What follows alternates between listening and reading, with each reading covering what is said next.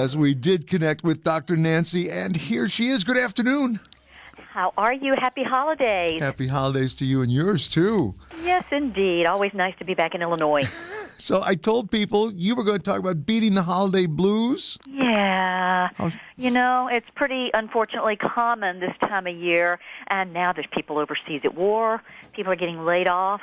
They've lost a loved one to death or divorce or all sorts of ways. And holidays can really underscore that pain and make us feel more alone than ever. And it can also trigger some unpleasant childhood memories for a lot of people.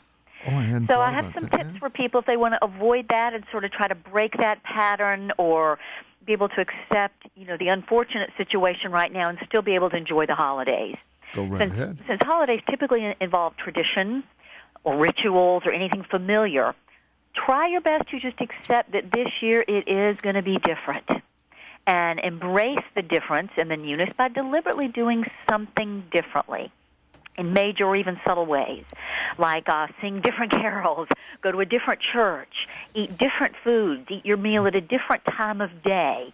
Anything you can do different is going to sort of wake you up and allow you to see that things are different and kind of be deliberately clumsy, if you will, in a fun, creative way. You want to make sure that you stay active. As everybody knows, any and all physical activity or exercise or movement of any kind can help alleviate depression from a chemical standpoint. It just jump-starts those endorphins. It won't make all your problems or issues go away, but boy, it can give you fresh perspective on it. Watch some great holiday comedies. Laughter also jump-starts those endorphins and goes a great way to offset or combat depression.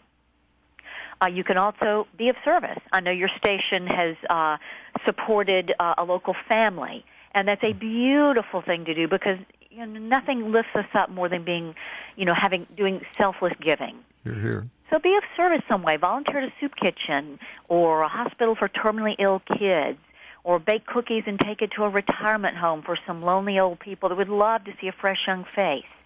Just, being able to see that will allow you to see that you are grateful for all the things and the blessings that you do have, no matter what kind of situation you're in. Look. And, accept your situation.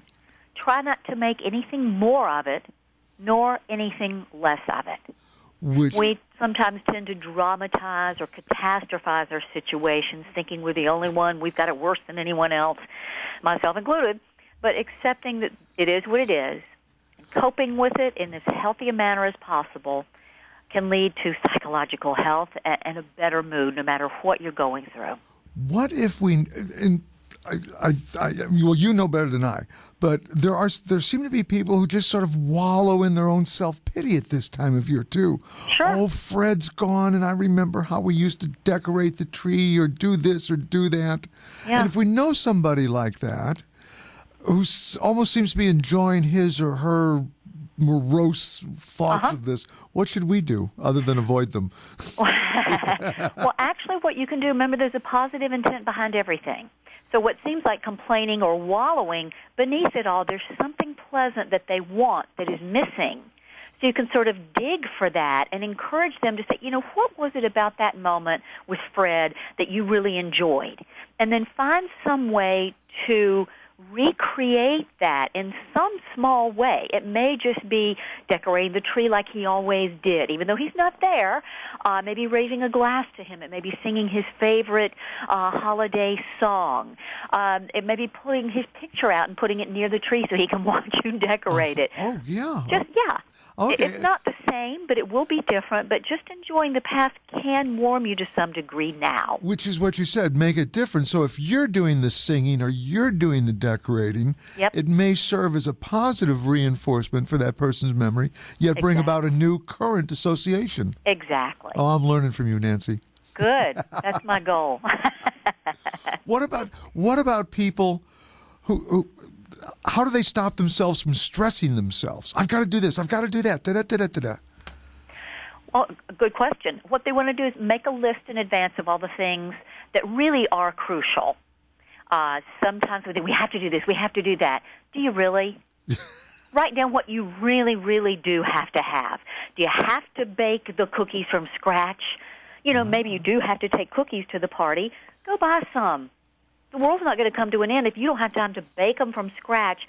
Just taking the cookies on a nice platter may be enough in this case. Of course, you can always cheat, too, and just buy the cookie dough in the refrigerated cans. Exactly. Yeah, there you go. That works really well. Exactly. So learn to cut corners where you can so you don't make yourself crazy, because that ain't the point of the holidays. Here. Yeah. I like the idea, though, of making the list first. Deciding what do you really have to get done, or even make the list and then set dates or times for them. Perfect. Organization. The night before, okay, what are the things in a perfect world, what would I get done tomorrow? Maybe you have 20 items. You go, well, that ain't going to happen. Yeah. So start prioritizing. Put them in order, the one that has to be done. How about here's another question right up your alley, everything. Setting boundaries for bad behavior family members. Uncle Bob always gets drunk at the party or whatever. Mm-hmm. Well, you may want to let him know ahead of time that you want the home to be safe and fun, and you want everybody to get along. You want to have a very harmonious atmosphere this year. You know he loves to drink, so do you, but here's the agreement. Let's all limit it to 2 drinks. If he wants to have more, then he can go home and knock himself out there. Good idea. Very good idea. Yep. And then make sure everybody sticks to that, too, of course. Yeah. Yeah, if you're going to keep it from Uncle Bob, well, you might as well keep it from Aunt Mary as well, I assume. Yeah, exactly. And yourself. Yeah, yes, and you. Yeah. No sneaking out to the kitchen and taking a slug, I suppose. Just not while you're driving. Do people, with all this, we always hear so much about stress during the holidays, do people set themselves up for failure? Yeah, it's like a mass hypnotic suggestion. I mean, the media feeds it. Look at all the commercials. They're just so loud and frenetic, and we all think, oh, that's the holidays. We have to hurry. No, you don't. You can have a very calm, do-nothing holiday. In fact, you know what a lot of people do? They agree not to buy gifts this year at all. Hey, I think that's a fine idea. They agree to, let's do something of service. It's as a family, we'll go, sing Christmas carols at a retirement home, or we'll make baskets and take, food and take it to a really low-income family. We'll buy basketballs and take it to some at-risk kids and play basketball with them at a local community center.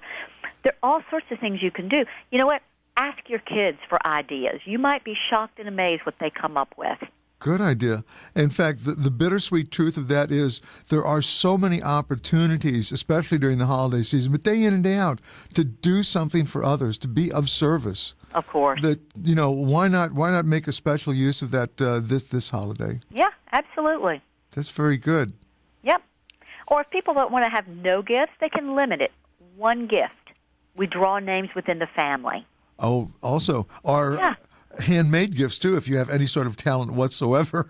Of course, just to simplify, because it's the excessiveness that makes us nuts. And I guess this is outside your bailiwick, but don't overspend at Christmas. You don't need to spend a lot of money to have a good time, to make someone's Christmas great. And if you do, you really want to examine that relationship. Oh, that's true, too. You're right. But if a loved one really expects, a $3,000 gift and looks down on something that's simple, then you might want to think about that. And I'm not saying expensive gifts aren't nice, but does it have to be that way? Do you have to keep topping yourself year after year? No. Maybe just say, last year we had, I bought you that beautiful engagement ring. This year we're just going to do something a little simpler. Very good. Very good indeed. Well, thank you so much. I want to wish you a very Merry Christmas and all the best in the new year. Oh, best to you, Mike, and all of Illinois. Thank you so much, Nancy. Always a pleasure. Bye now. Bye.